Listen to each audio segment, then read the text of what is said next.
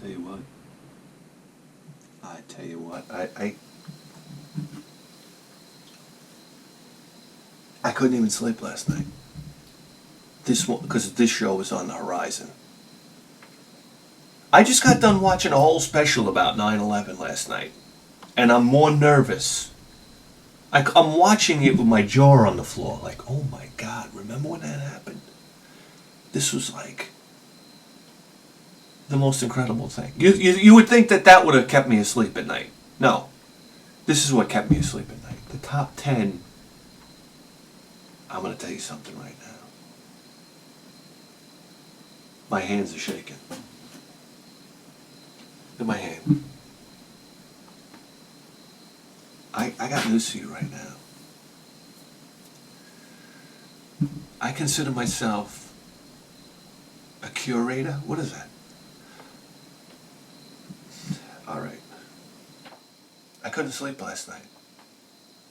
I couldn't. Knowing that I was going to do this show this morning, because today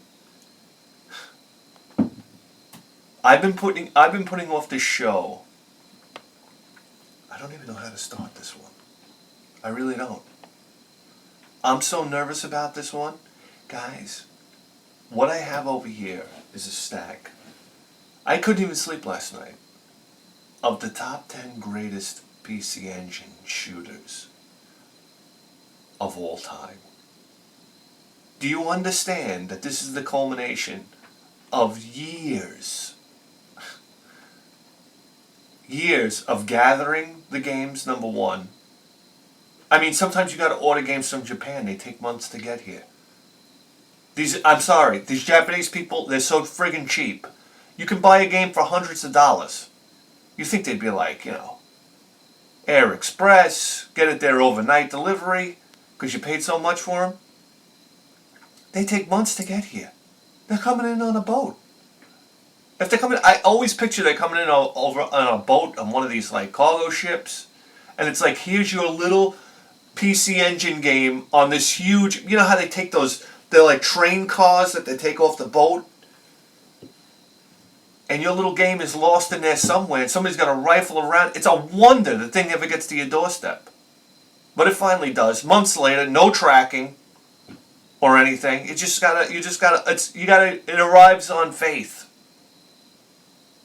You just gotta believe it's gonna pop up in your mailbox one day.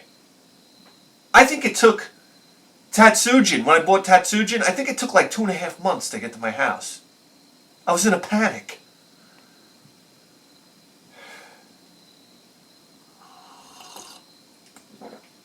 Anyhow, it's also this is the result of spending thousands of dollars on PC Engine shooters.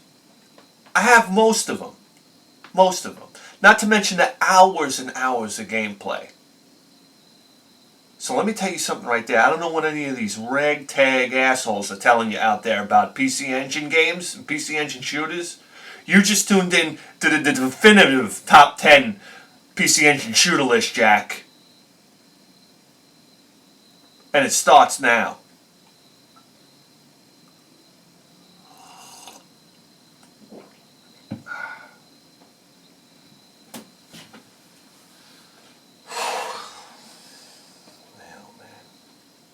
This is it.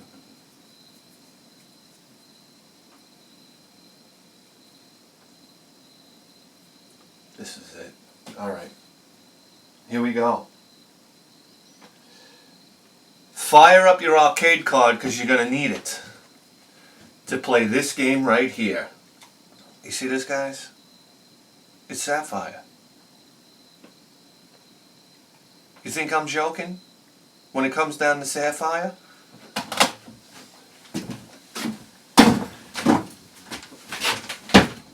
Does that look like a joke to you?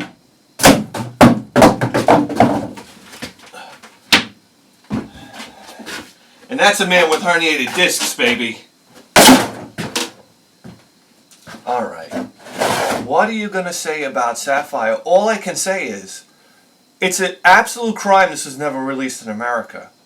And it's an absolute crime that a young Bithead 1000 didn't get to play this game in its heyday. Because it's something that I would have came into school and I would have rammed this down every Super Nintendo and Sega Genesis guy's throat. This was the one, baby. This was the Super Nintendo killer, and it really was. For the time that it came out, what are we looking at here, guys? 1995. There were these absolutely unbelievable graphics. I'm going to tell you something right now. For that little PC Engine to be putting out this much firepower was nothing short of phenomenal. It really was. It was absolutely incredible. The music... Alright, let's start with the music of the game, number one. Just turn it on and start listening to the music and you're off to the races.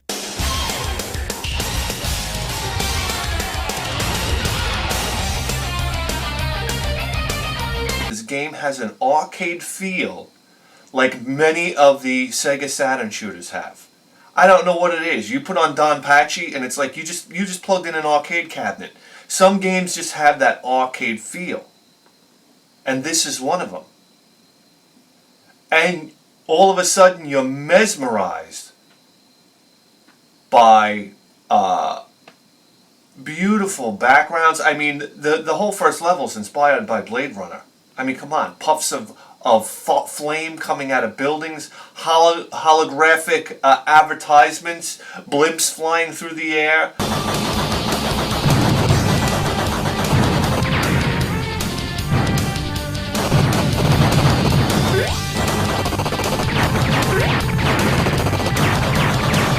I mean, it's stunning. It's stunning. When I first played it, I was like, this is what my PC Engine can do! I mean, this is what I needed back in the day. And I mean, it's only minutes before you can hear the capacitors cooking. Because the CPU is just like, is overclocked.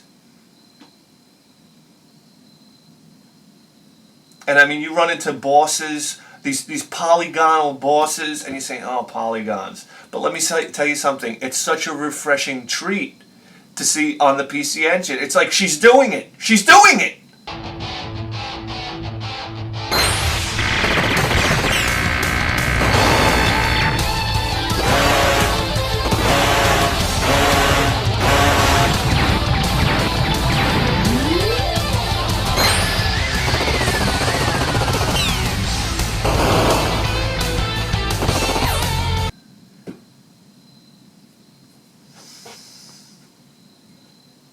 And it adds all the more adventure because you're sticking in a RAM card. You're like, what kind of black magic is going on inside this machine right now that it's giving it this capability? 8-bit machine? Go ahead, tell me my machine is 8-bit after playing this game. I dare you.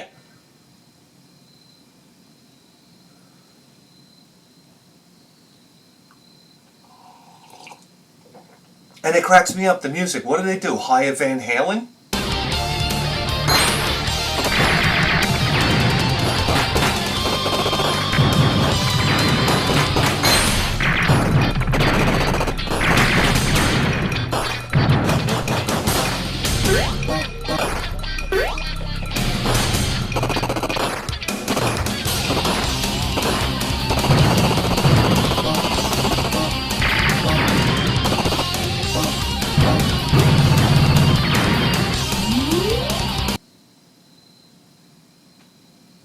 Gorgeous music, stunning bosses, great power-ups, fast-paced, and it doesn't miss a beat. Sapphire. Oh yeah, oh yeah. You're going to need a CD player, and you're going to need an arcade card to play this one.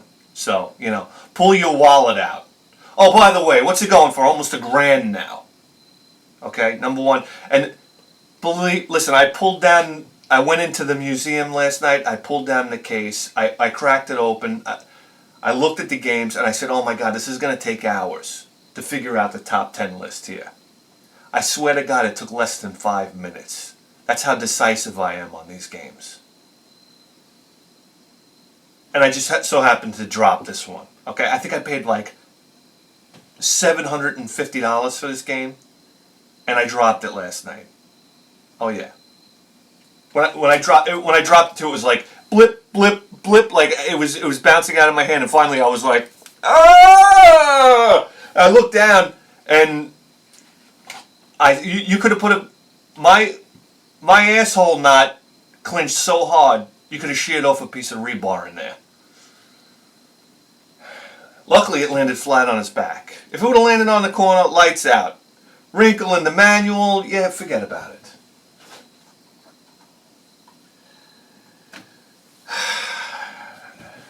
Sip of coffee. The adrenaline's going.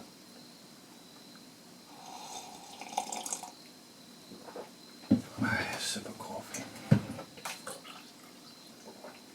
Are you ready for this? What do we got here? Salamander. Oh my god. Konami. Okay. I'm going to tell you something. It stings. It stings me right in the bone marrow to say it. The Nintendo version, Life Force, is the superior version. Alright? I'm here to be honest with you. But I will tell you right now, the game is so good. And it translates so well to the PC Engine because of the fact that I would play Life Force over and over and over again when I was a kid. To the point where I beat it with 2 guys. I might have beat it with 1 guy, but I'm certain I beat it with 2 guys. So when you get this on the PC Engine, you're basically getting Life Force with better graphics and better music. And I didn't think the music could get any better, but the music is cleaner. The music to me sounds better.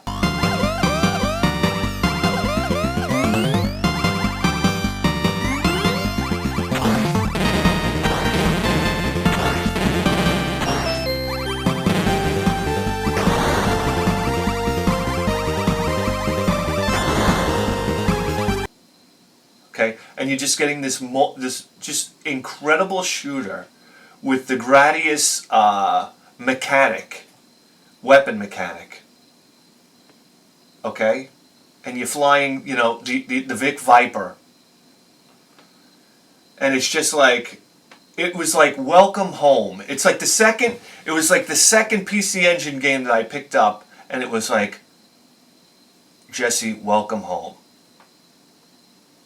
And I can't tell you how much I enjoyed playing this game. Excuse me. The idea that the game would scroll from from a horizontally scrolling shooter to a vertically scrolling shooter, it's a mind blower. And pull it off seamlessly. And the weapon power ups, and boy oh boy, it's a hard game, but this is just a beautiful shooter. Gorgeous. Oh, and the music. Oh, let's not even talk about the music.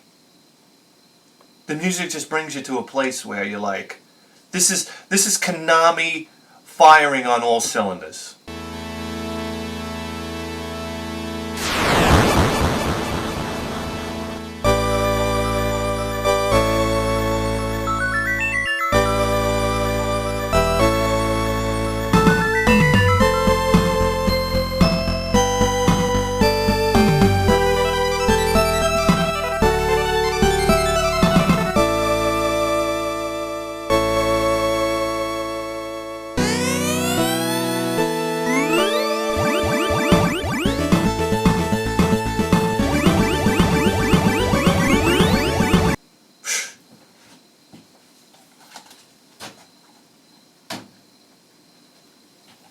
Alright, oh, here we go.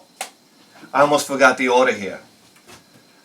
Whoa, Override, what a surprise. Oh, by the way, Salamander's a chip game. And I'm going to tell you something right now. Alright, no, I'm not going to tell you that right now.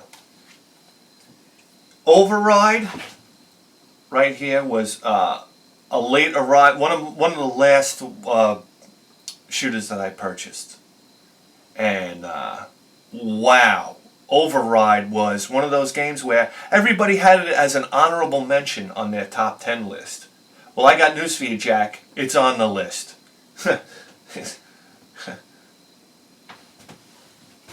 But anyway, Override is this fast-paced, vertically scrolling shooter that it just, there's so much going on. But you can have a handle on it. It's not overwhelming. It has beautiful graphics. Oh, they're sensational. The control is perfect. The controls are just perfect. And it has this mechanic that I absolutely love. Great power-ups, but it has this one mechanic that absolutely tripped me out. It was the fact that when you stop shooting, you start charging this enormous power shot. And it takes a while for it to charge up, but when you unleash it, it basically blows everything off the screen. And you start to, when you come out of a situation where you die and you lost all your weaponry, you can start to use this charge shot and kind of like cycle it, like avoid bullets, trying to charge it, and then blast it. And next thing you know, it's raining power-ups on you again.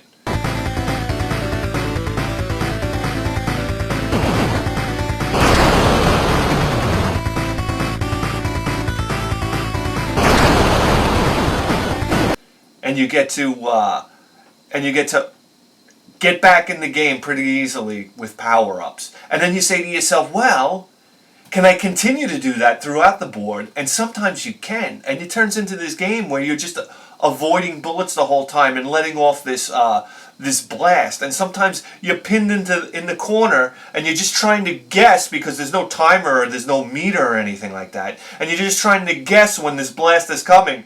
And you're surrounded by bullets and you're in the corner and this is your last hope and you press the button and boom! The whole board goes up into a flash of fire and you've escaped somehow. And you can keep doing that. Or then you realize that you're actually playing the game at a more difficult level than you actually have to. And you say, hold on, let me start shooting my cannon again and get this game back under control. It's so weird. You go into this back and forth with this game. Override, great. It's great. Oh, it's fantastic. Here you go. You get it on a chip too. Who's putting this out? Data East. Look at that, 1990. Data East, huh? They were rocking and rolling. And Deco. I don't know who Deco is. But oh yeah, Override, baby. Oh yeah. That's for sure.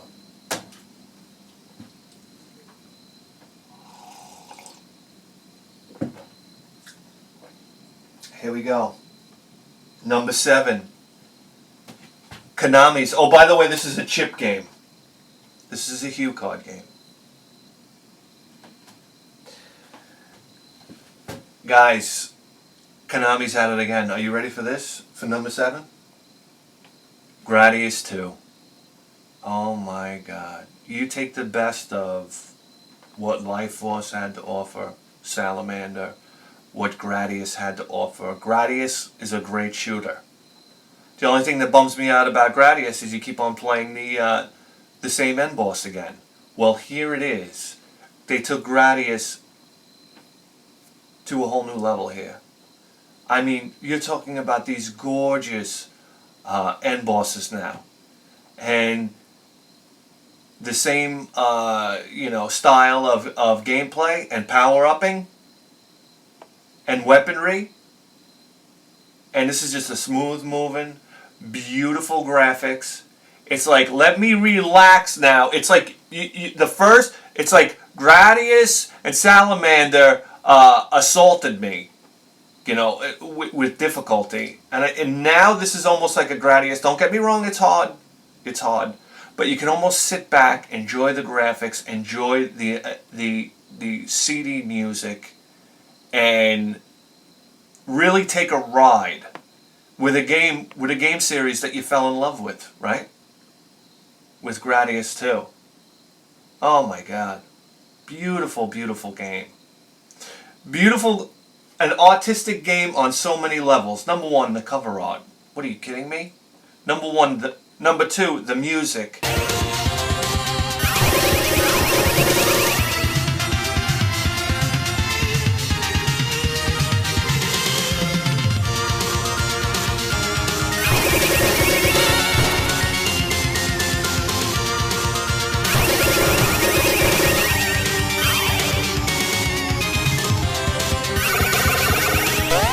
Number three, the graphics. Number four, the gameplay. It's just the package deal. What an experience to pick up this game back in the day.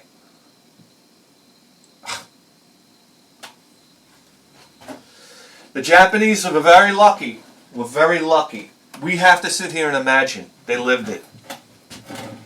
How about that?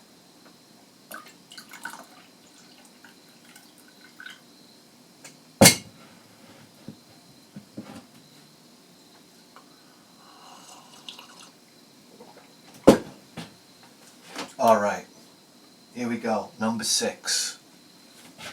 Number 6 on the list. And, wow. Hudson Soft, baby. They really made a push with this game. It's PC Denjin. And I got news for you. Don't be fooled by the cover art, baby. You know what this is. This is Hedgehog. And my biggest gripe with this game is the cover art is lame. It is. It's generic. But when it comes to shooters, I mean,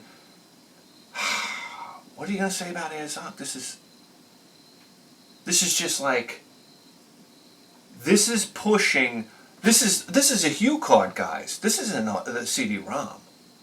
There are so many things happening on screen, it's an impossibility. Number one, you can select from a group of cronies to help you out. And everyone is interesting and helps in gameplay in a different way. The game becomes like a puzzle. Who should I use for which, if you're having trouble on which level, on like, who's going to help me the most? I mean, it could take you, I'm going to say weeks with this game. Just to figure it out.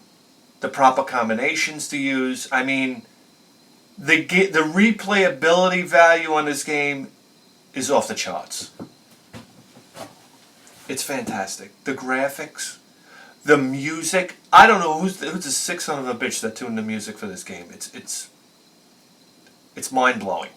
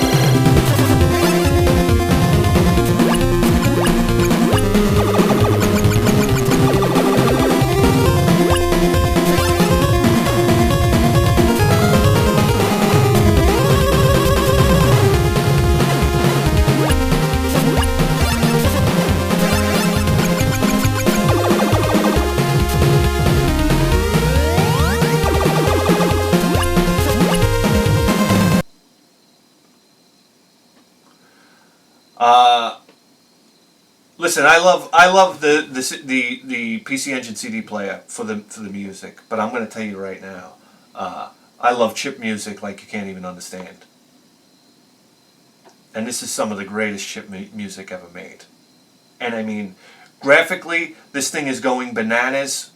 It pulls it off with, there's a little bit of flicker, but trust me, when you see what's going on, I mean, you can be fully powered up, throwing these, there's a weapon that you have that's like playing cards that you throw, and they're coming out in a big fan. And I mean, there's got to be like 30 playing cards on the screen. Then you got enemies firing weapons, or you could multiple enemies and huge sprited enemies on the screen firing weapons, and at the same time you can drop a bomb that comes out in this big animated like bomb that falls out of you onto the floor and then explodes into all these different additional sprites. And you're saying to yourself, how much more can this little machine... you play this game, you're going to want to put a fire extinguisher next to your PC Engine. All the while playing this blistering music that doesn't quit.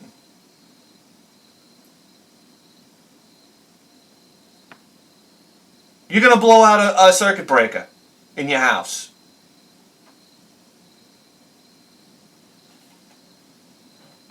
This is putting this game is the equivalent to plugging in a hairdryer.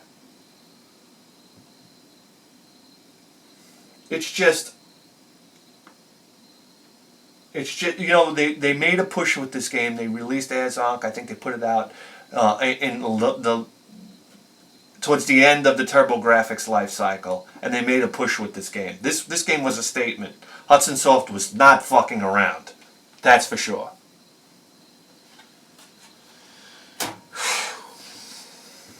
My God.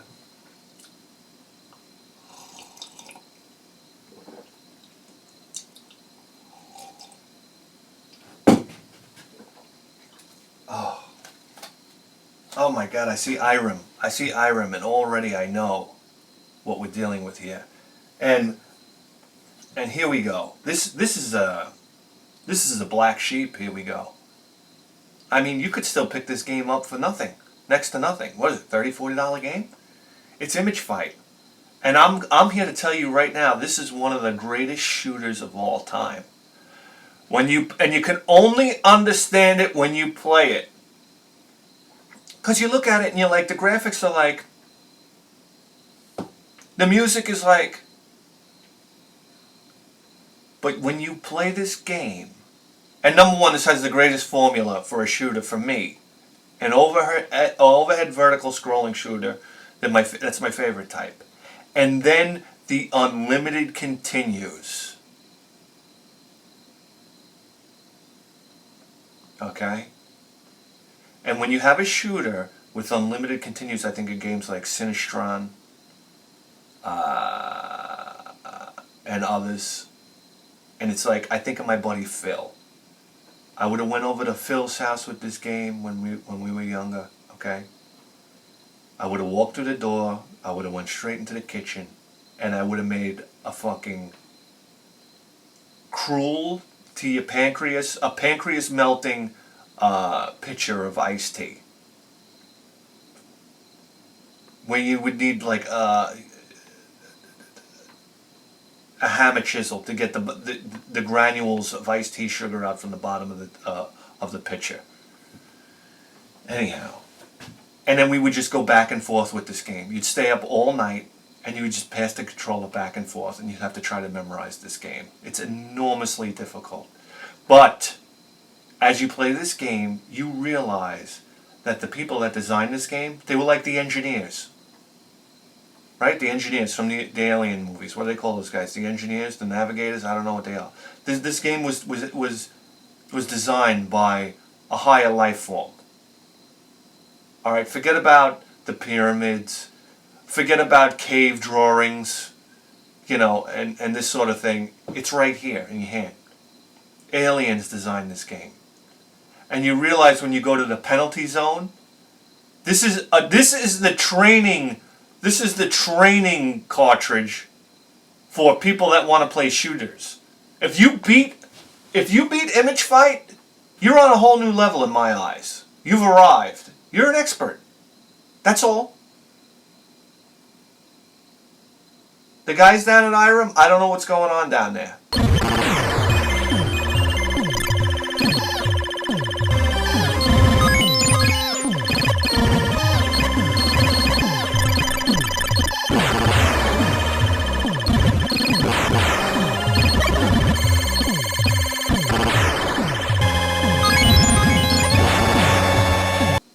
But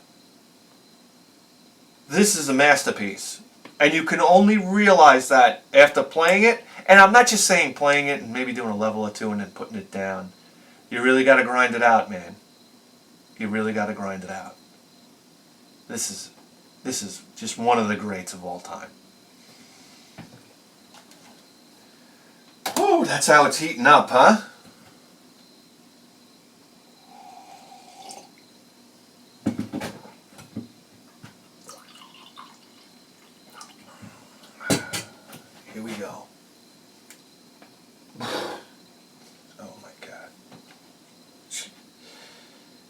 Okay, Hudson Soft at it again here. It's Winds of Thunder. Winds of Thunder. Here in America, we got Lords of Thunder. As a kid, I had to have Lords of Thunder, and that was because of the game that came out before it. But we'll talk about that some other time. What are you going to say about Lords of Thunder? I mean, number one, the graphics, the parallax scrolling, the sound, the music in this game. It's got to be the hardest hitting game music ever put out for the PC Engine.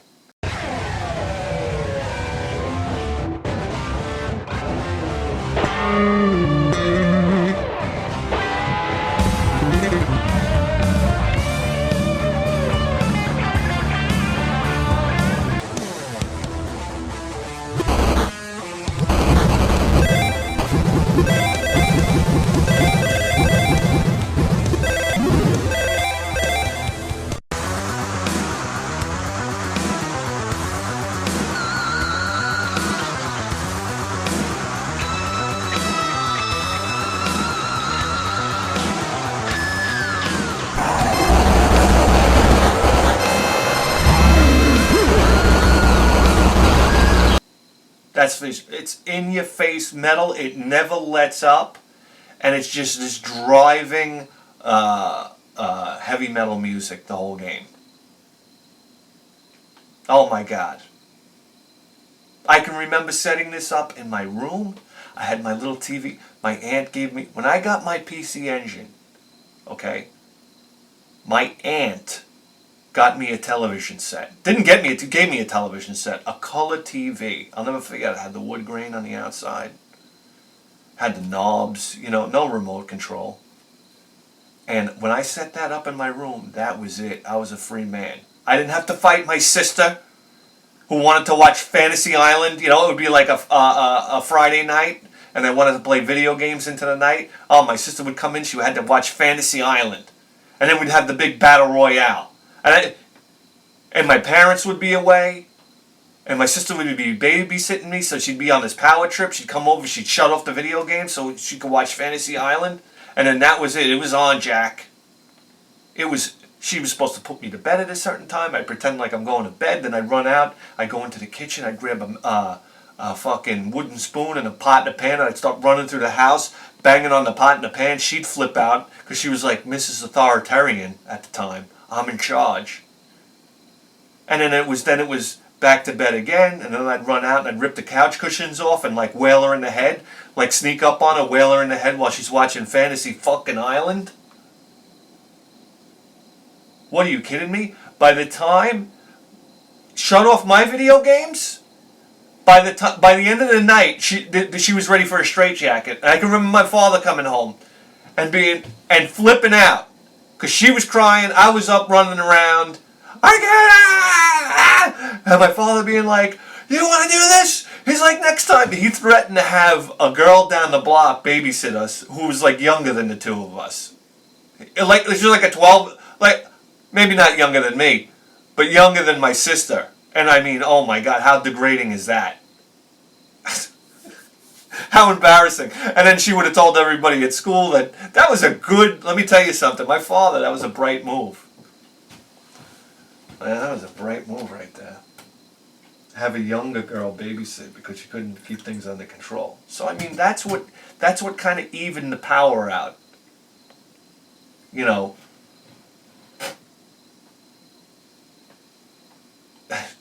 Because she knew, listen. Then she had to have a little respect for me. You kidding me? I used to come out with my pants down. Let me tell you something right now. That whole thing with Ace Ventura talking with his butt cheeks, you think Jim Carrey invented that? No, Jack. I invented that when my sister was babysitting me. Oh my God, I used to drive her up with a fucking wall. What was it about teasing my sisters? I enjoyed it so much. Just so much. God almighty. I remember when my grandfather gave me a trumpet. You know? That was his thing. He thought I was going to be the next Dizzy Gillespie. I never played a note on that fucking trumpet. I used to wait for my little sister to go to sleep. I'd run in her room and I'd blow the trumpet right in her ear.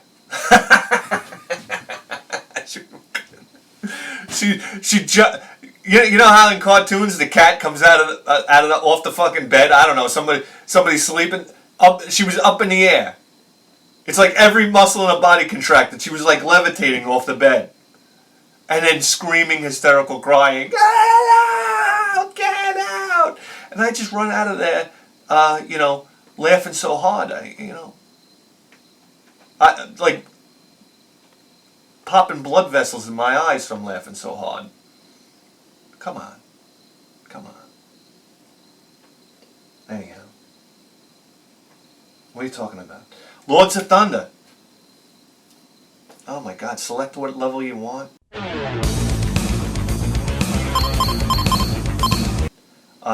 Select your armor.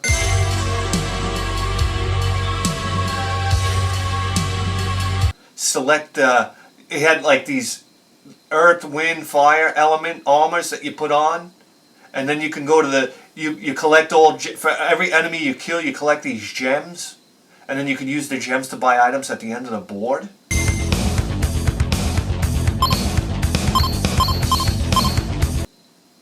Holy Christ. There was so much going on here. There was so many decisions to make. You could go, let me try to go this way. Let me try this armor. Let me try these items. It was non-stop. The game was gorgeous. The sound was gorgeous. Everything about it was gorgeous. The gameplay was spot on. The end bosses were shrieking. They'd make these noises like you never heard a boss make. You thought you were really hurting the guy. And then every boss had like this super weapon it would use on you, and it would go like you're like, I'm fighting a fucking monster here.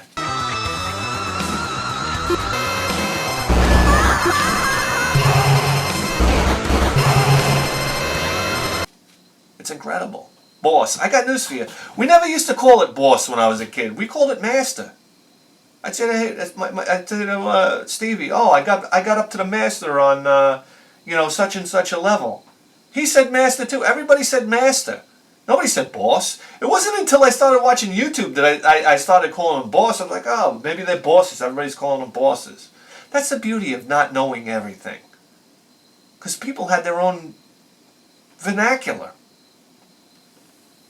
Me and Stevie, if we got together and started talking, I'd still call it master with Stevie. Because I'd be like, I'm talking to Stevie now. I'm not talking to some Yahoo on YouTube who thinks they know every fucking thing. Boss. It doesn't even sound correct. Boss. Master. I got up to the master. Can you believe it? Yeah. Winds of Thunder, guys. You're going to need your CD player for this one. This is still very reasonably priced. I got news for you. Most of these are. But this is a classic, baby. Oh, it's a classic. You don't even know. Wow.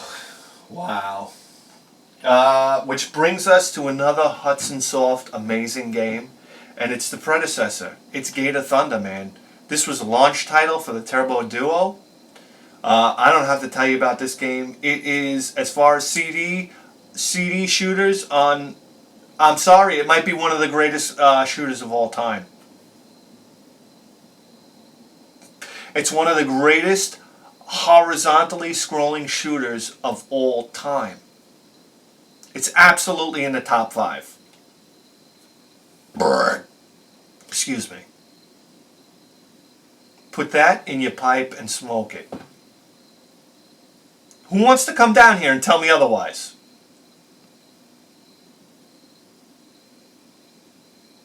I'll drag you right out into the street. I'm not kidding. And I'm 42. These bones, my bones are like the consistency of graham crackers now. I'll still go with you. I drink a glass of milk once in a while. Here we go, you sons of bitches. It's Gator Thunder.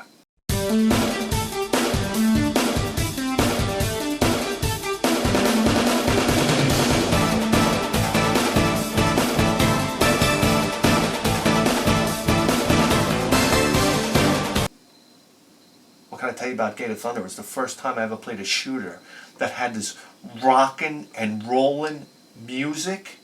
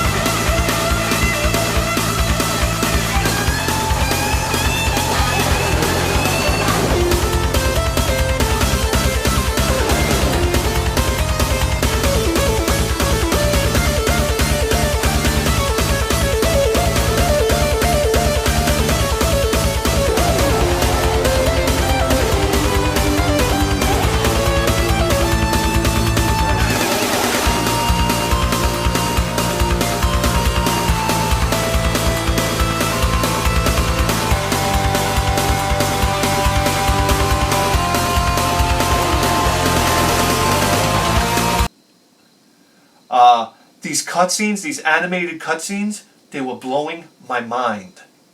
They were blowing my mind with rock and roll music. I thought my head was going to explode when I first played this game. And this was the game that I knew absolutely nothing about when I opened up my Turbo Duo. I had Ys, Book 1 and 2. I had Bonk 1, Bonk 2, Bonk's Adventure, and then I had this game Gator Thunder. I'm like, what is this? Some fucking... What do they shovel this in here? What is this nonsense? I turn it on. I said, let me play this first to get it out of the way. And I turned it on, and it goddamn almost blew my head off. I couldn't believe what I was seeing. I watched the introduction maybe 15 times before I even played the game. And then as you're playing the game, you realize it's one of the most finely tuned, horizontally scrolling shooters you're ever going to play in your life. Parallax scrolling, that's nothing. Moving backgrounds, that's what we said as a kid. Moving backgrounds. No parallax scrolling. Oh, you should have seen, this game has so many moving backgrounds. Me and Phil used to talk about it. This is before anybody was talking about parallax scrolling. If you would have said that to me back in the day, did you see the parallax scrolling? I would have been like, say what, huh? Moving backgrounds. Oh, this is chock full of it, man. The weapons are perfect. The weapon systems are perfect. The options are perfect. The level design is perfect. I mean, you have everything in this game. You have the, mining machines coming down from the sky. You have these huge spaceships that you're trying to take down. I mean, it's got everything. It's got everything. A blistering pace, and towards the end of the game, your head is spinning, but the difficulty on this game is perfect. It's perfect.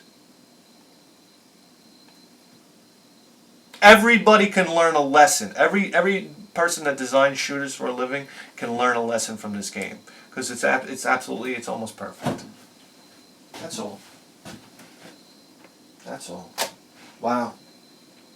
Wow, coming in at number 3. Did I really get this number 3?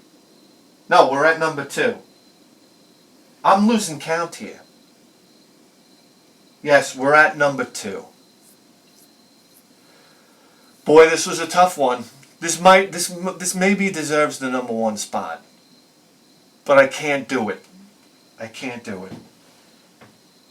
Coming in at number 2 is Hudson Soft. I mean, if Gator Thunder was the greatest horizontally scrolling shooter, then Soldier Blade is the greatest vertically scrolling shooter that I've ever played.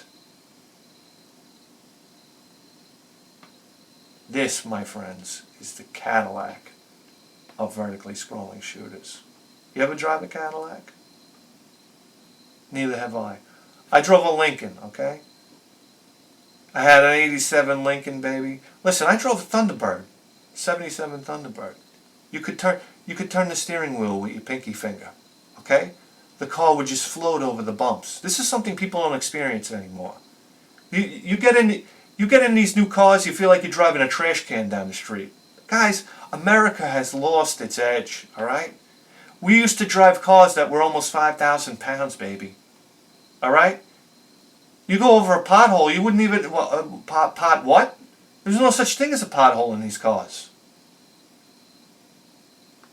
You could drive over curbs and not even know it.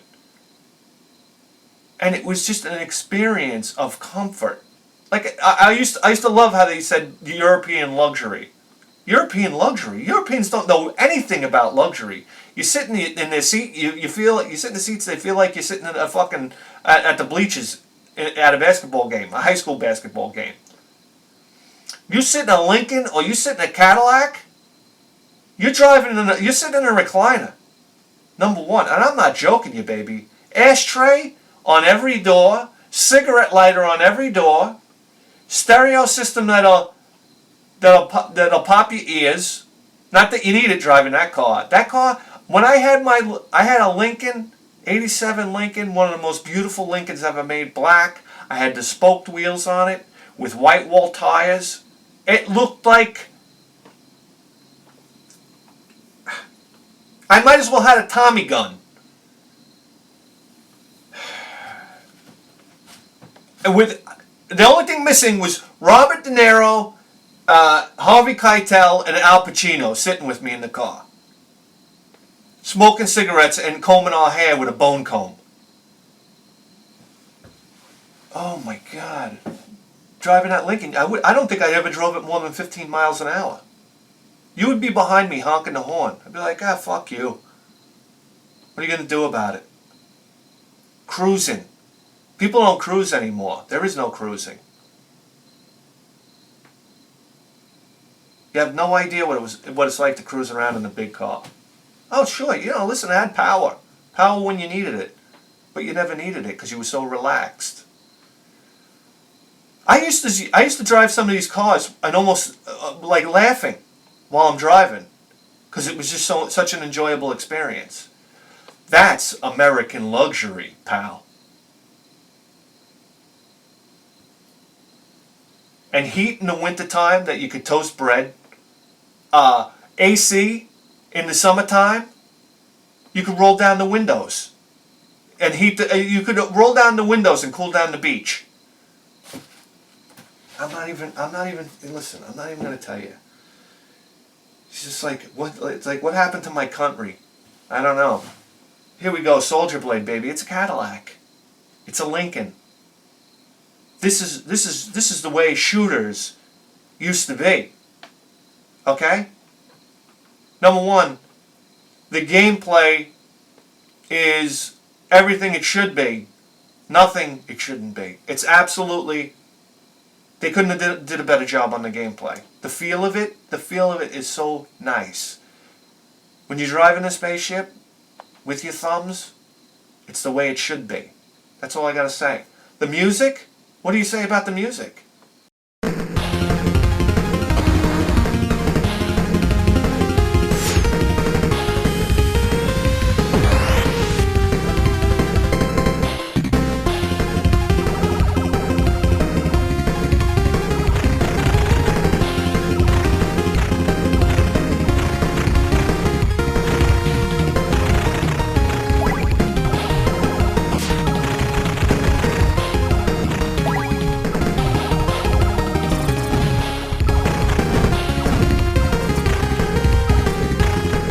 As far as chip games go, it's between Soldier Blade and Superstar Soldier. I mean, this music is like it's otherworldly. Alert, alert, alert, alert.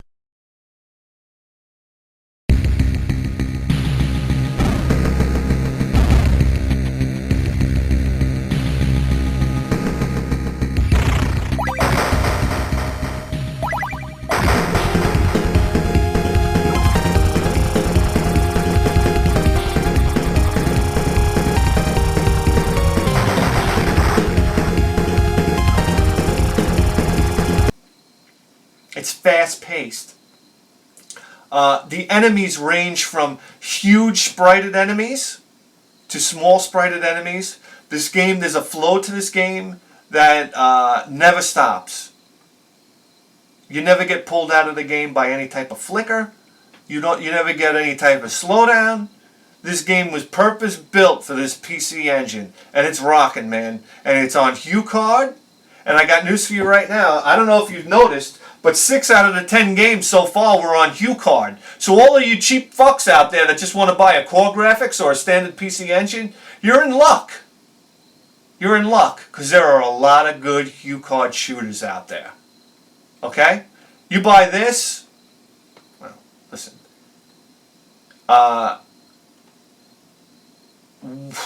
Man, I love playing this game. I mean, what more can you say? And look at that cover art. Well, look at that cover art. It's Soldier Blade, and not to mention, you got to understand something, guys. There's a level of pedigree here. This is the end of the Soldier series, if I'm not mistaken. It's the pinnacle, as far as I'm concerned. 1992 Hudson. I would have loved to experience this game. When I had my TurboGrafx, had I known, I would have bought this game. I remember seeing it on the shelf. I remember. But I never bought it. I should have, because it must have been quite a... It's an experience now. 2018. Imagine the experience in 1992.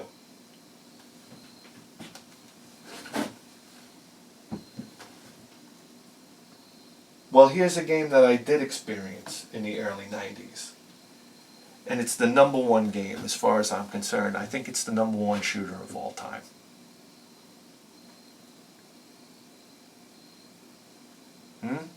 There's a lot of gravity in that.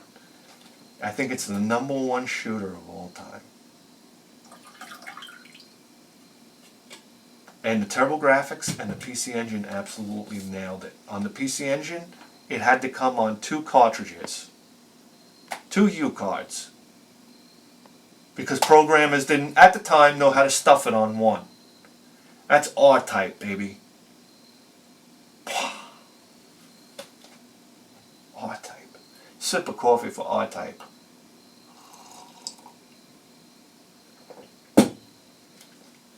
There's some bias here, I'm not going to lie. There's a lot of bias here. The first arcade game shooter that I ever played, one of the first arcades I ever played was R-Type. It was at a stationery store, right in Copiague, next to Drago Pizza. Yeah. R-Type. I remember playing it, I never got past the first level. I didn't understand. I didn't understand why it was so difficult, but I would dump my quarters into it. I never got off the first level.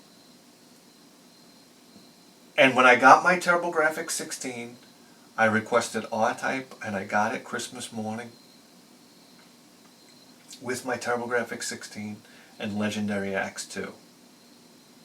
And I played R-Type over and over and over and over again. It never disappointed. I loved putting it in the machine. And then I remember getting used to level 1 and being able to pass level 1, because I couldn't do it in the arcade. It felt like such an accomplishment when I did it for the TurboGrafx. So there it was. It was like, let me pop it in and pass level 1, which would lead me to level 2. And then I would pass level 2, which would lead me to level 3. And then it was like R-Type was this super fun game to just pop in. Say, okay, if nothing else, I'll breeze through level 1. Hey, look at that, I'm on level 2. Next thing you know, I'm fighting the floating battleship. Oh my God, what an experience. The floating battleship. It's like the staple of horizontally scrolling shooters these days, huh? You gotta have the floating battleship level. Well, you shoot all the gun installations on the floating battleship. You hide in this crevice while this laser is going off. Then you duck down and you shoot here. It was like, oh my God. And the battleship is moving on the screen and you have to be conscious of that. And there's things flying out to try to protect it. And man, when you blew that sucker up, what a feeling. What a feeling. It's almost like every level was somebody's masterpiece. It really was. And the music, oh my God. The intro music, what is going on there? Where it has that big flurry of electronical sound when you start the game. Ding, ding, ding, ding, ding, ding, ding, ding, ding, ding, ding, ding, ding, ding, ding, ding. Oh, come on.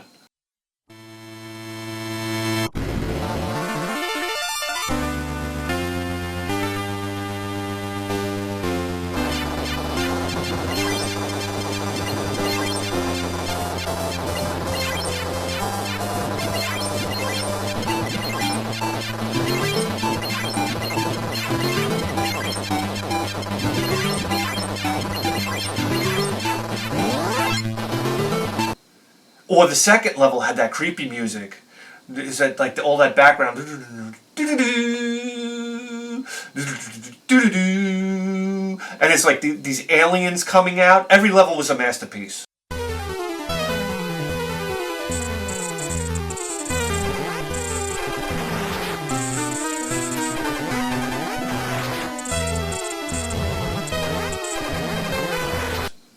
And you fight that end boss with the worms coming out, and they're going into like these orifices that were throbbing. You're like, this thing is disgusting. Let me blow it up. Not to mention the floating battleship, and then you had these boards where it was like mazes of ships that would create barriers and stuff like that you would have to shoot through. Choose your weapons wisely. Don't die. How about that in R-Type? And it's relentless, baby. It's IRIM. It's IRIM. Okay? The engineers worked on this game. You know who I'm talking about. The engineers.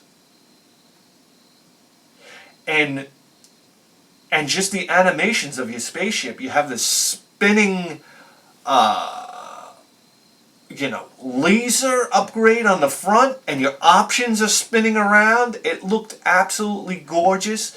And the TurboGrafx and the PC Engine, it was almost an arcade perfect game.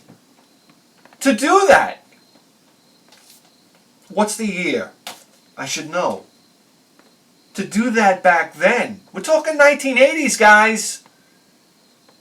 Almost arcade perfect in 1980 what? Salamander? Better than arcade? PC Engine, are you serious? Is that even legal? Is it legal at the time?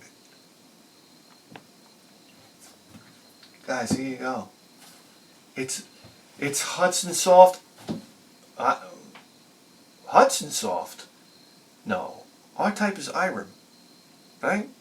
IRIM, I guess released by Hudson. I don't know. Anyhow, oh yeah, R-Type, man, it's just a beautiful game. The Charge Blast. Okay, I don't know if that was new to R-Type. I'm not sure if it was the first shooter to have the Charge Blast, but it's got to be one of the first. It's got to be. And just all the weapons were gorgeous. The ring weapon that goes across the screen, the bouncing lasers. I mean, you get into sections of this game where it does have a bit of slowdown, but that's okay. Slowdown in the shooter never bothered me. Slowdown was a bonus to me. Wow, I actually get to adjust my brain and focus a little better. But what were the algorithms to have all these bullets and enemies on screen and huge and backgrounds that would glow? And at the same time, have a triple laser shot that was bouncing around the screen. I mean, what was the math involved in figuring out how the physics would work on that? Honestly, I mean, you just sometimes you just have to, you know what I'm saying? No, R-Type. And the idea that it was released on the PC Engine on 2 cartridges, I love that. I love that. It showed that they wanted this game out really bad. Really bad. And naturally you get it on a single card if you have the TurboGrafx 16 version. And not a very expensive game, guys. This is what I want to let you know about these games. It's not that expensive. We're talking about 1, 2, 3, 4, 5, 6, 7 of the games on the top 10 are Hue cards.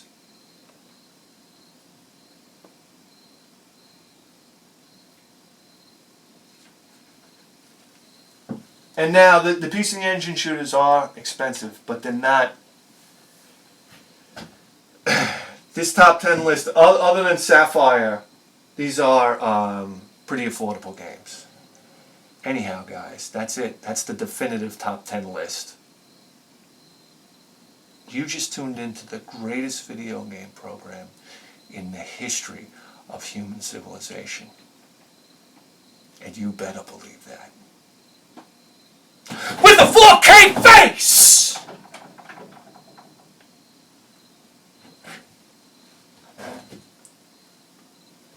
I'll see you next time.